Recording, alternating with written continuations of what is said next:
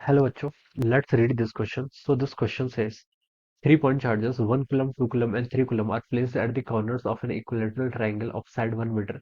Calculate the work required to move these charges to the corner of a smaller equilateral triangle of side 0.5 metre. ठीक है, कितना work done करना पड़ेगा आपको ये बताना है। ऑलराइट, तो देखिए बच्चों, इस क्वेश्चन का की कॉन्सेप्ट आप क्या लिख सकते हैं।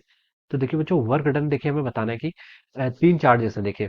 ठीक है, वो आपकी इक्विलेटरल ट्राइंगल, इसमें की कॉन्सेप्ट हम लिख लेते हैं बच्चों वर्क डन। ठीक है, वर्क डन आपके यहाँ पर क्या हो जाएगा, this will be the key concept. ठीक है, इन चार्जेस को असेंबल करने में कितना वर्क डन करना पड़ेगा, ये आपके पास मान लीजिए ऐसा सिस्टम है, इनिशियली आपका ऐसा सिस्टम है। ठीक है, ये आपका क्या है, इक्विलेटरल ट्राइंगल है। यहाँ पर आपका 1 कूलम का चार्ज है, यहाँ पर आपका 2 कूलम का चार्ज है, यहाँ पर आपका 3 कूलम का चार्ज है। इक्विलेटरल ट्राइंगल जिसकी साइड कितनी बच्चों, 1 मीटर के इक्वल आपको इसके यहाँ पर से साइड दे रखी है। दिस साइड इज 1 मीटर, सारी साइड इक्वल होंगी। ठीक है, अब calculate the work done to move this charges to the corners of an smaller equilateral triangle. एक स्मॉलर इक्विलेटरल ट्राइंगल में इस अरेंजमेंट को हमें कन्वर्ट करना है, जिसकी साइड बच्चों कितनी है, 0.5 मीटर, यानी कि आधी हो जाएगी। ठीक है, चार्जेस का कॉम्बिनेशन ऐसी है और आधी हो जाएगी। ठीक है, तो देखिए बच्चों कैसे कैलकुलेट करेंगे। देखिए हम वर्क डन देखिए किसके इक्वल होता है, वर्क डन होता है आपका चेंज इन पोटेंशियल एनर्जी, यानी कि final potential energy minus initial potential energy. ये क्या होता है आपको यहाँ पर से वर्क डन होता है। ठीक है, ये आपका क्या हो जाएगा, this will be the work done. तो देखिए बच्चों, फाइनल पोटेंशियल एनर्जी यहाँ से आपकी कितनी हो जाएगी।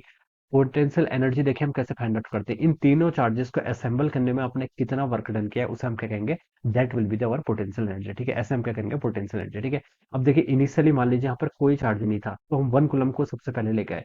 तो 1 कूलम को लाने में देखिए यहाँ पर ना ही 2 कूलम है ना ही 3 कूलम है, तो 1 कूलम को लाने में आपने कोई वर्क डन नहीं किया। ठीक है, तो हम बता सकते हैं कि यहाँ पर आपका कोई वर्क डन नहीं होगा। ठीक है, उसके बाद देखिए हम 2 कूलम के चार्जेस को लेके आएंगे, किसको लेके आएंगे, आपका 2 कूलम के चार्जेस को। ठीक है, तो 2 कूलम के चार्जेस को अगर हम लेके आएंगे तो हम बता सकते हैं, देखिए यहाँ पर आपका 1 कूलम के चार्जेस के कारण फील्ड आएगा। ठीक है, तो 1 और 2 के बीच में आपका क्या होगा, इंटरेक्शन होगा। 1 और 2 के बीच में क्या होगा, आपका इंटरेक्शन हो जाएगा। ठीक है, ये बता सकते हैं। उसके बाद देखिए मैं थर्ड वाले चार्जेस को लेके आऊंगा, तो थर्ड वाले को चार्जेस को लेके आऊंगा मैं। तो देखिए यहाँ पर आपका 1 कूलम भी है, 2 कूलम भी है, तो 3 और 1 के बीच में भी इंटरेक्शन होगा, 3 और 2 के बीच में भी इंटरेक्शन होगा।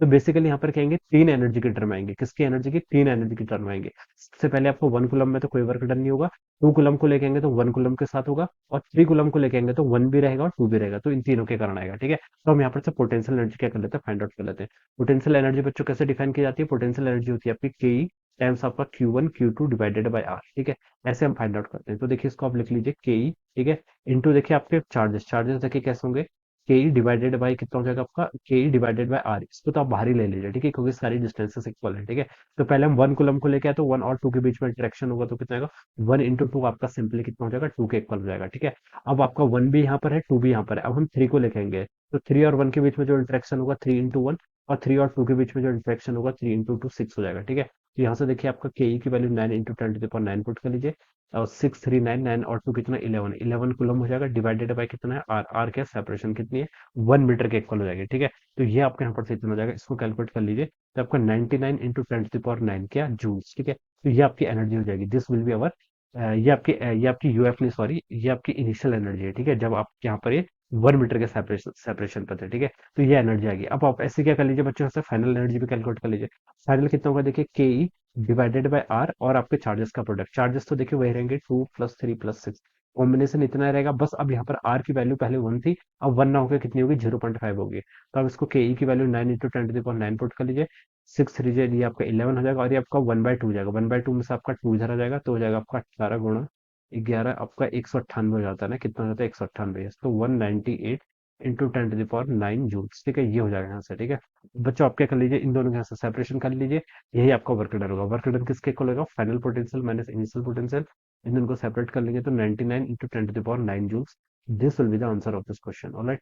So I hope you all understood this concept. All the best and thank you so much.